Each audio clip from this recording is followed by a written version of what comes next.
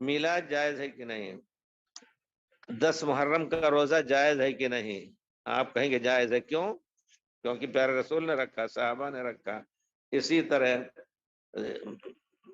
عشرہ جو ہے ذی الحجہ کا روزہ، اسی طرح 3، 13، 12، 14 جو بھی ہے اس کی دلیل ہے، لیکن میلاد جائز ہے کہ نہیں اس کی دلیل نہیں، کیونکہ نہ پیارے رسول نے اپنا میلاد منائی اور نہ صحابہ جو ان سے قریب تر تھے۔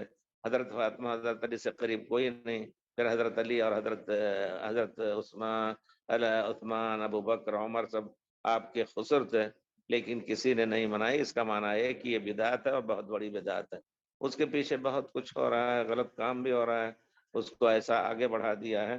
مجھے یاد آتا ہے مصر میں اتنا اس کی حالت خراب ہو گئی تھی کہ بہت کچھ چندہ کر کے اور لمبے چوڑے کیا نام ہے چراغاں، اس زمانے میں آج سے 150 سال پہلے، 200 سال پہلے جس کا ذکر کیا انہوں نے جبرتی نے، تو ایک سال جب وہ نیپولین آیا وہاں مصر پر قبضہ کیا اس نے، تو چونکہ لوگ قحط میں تھے اور یہ حکومت یہ فرانسیسیوں کے اس سے ظلم سے، انہوں نے کہا اس سال نہیں منائیں گے۔